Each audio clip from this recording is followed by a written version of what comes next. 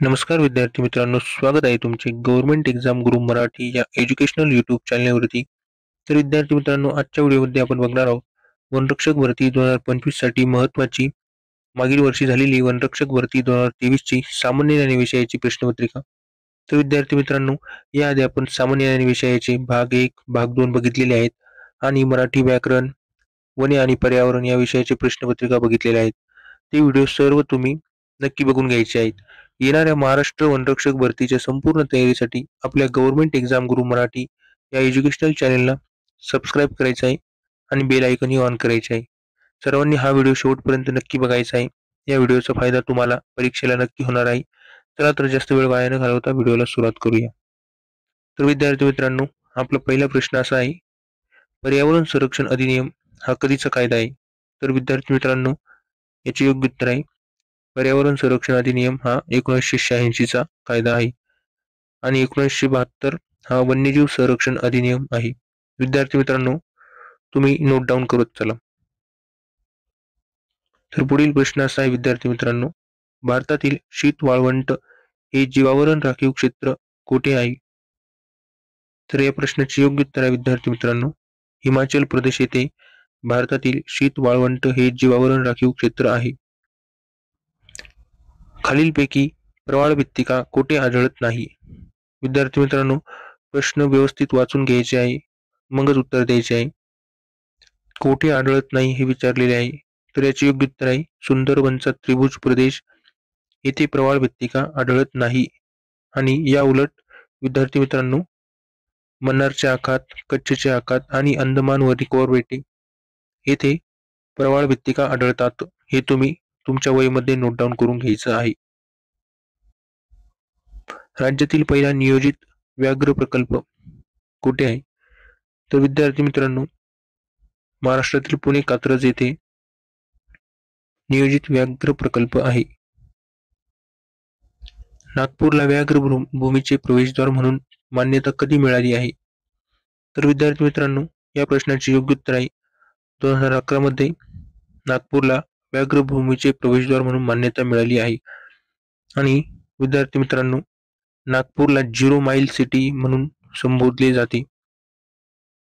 हे तुम्ही ध्यानात ठेवायचे आहे. इको सेन्सिटिव्ह झोन म्हणून जाहीर पहिला व्याघ्र प्रकल्प कोणता आहे? तर विद्यार्थी मित्रांनो, या प्रश्नाचे योग्य उत्तर आहे, ताडोबा अंधारी हा इको सेन्सिटिव्ह झोन म्हणून पहिला जाहीर व्याघ्र प्रकल्प आहे.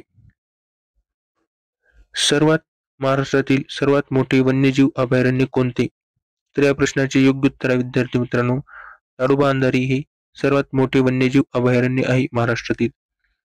विद्यार्थी मित्रांनो, कोलामार्ग हे वन्यजीव अभयारण्य गडचिरोली या जिल्ह्यामध्ये आहे. ते रान म्हशींच्या संवर्धनासाठी शासनाने संवर्धन राखीव क्षेत्र म्हणून घोषित केले आहे.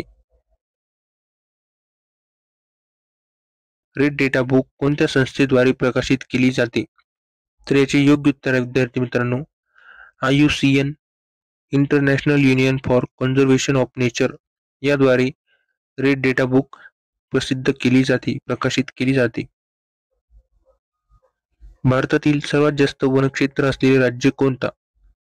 तर या प्रश्नाचे योग्य उत्तर आहे विद्यार्थी मित्रांनो, मध्य प्रदेशमध्ये सर्वात जास्त वनक्षेत्र आहे. भारतीय व्याघ्र प्रकल्पाचे जनक? विद्यार्थी मित्रांनो, मागील वनरक्षक भरतीसाठी हा प्रश्न विचारला गेलेला होता. तर भारतीय व्याघ्र प्रकल्पाचे जनक आहे कैलास साकला. वन्यजीव सप्ताह कधी साजरा करतात? तर विद्यार्थी मित्रांनो, वन्यजीव सप्ताह 1 ते 7 ऑक्टोबर दरम्यान साजरा करतात. आणि हा IMP प्रश्न आहे विद्यार्थी मित्रांनो. निलगिरी झाडाचे संशोधन केंद्र कोठे आहे? तर या प्रश्नाचे योग्य उत्तर आहे विद्यार्थी मित्रांनो, डेहराडून येथे निलगिरी झाडाचे संशोधन केंद्र आहे.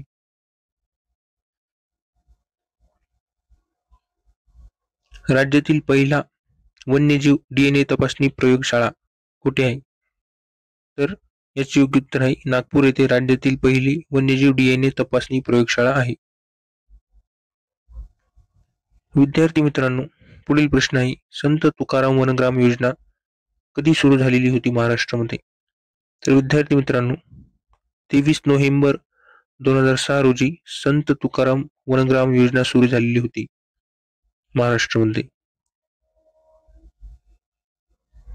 विद्यार्थी मित्रांनो, IMP प्रश्न आहे, तुम्ही नोट डाऊन करून घ्या.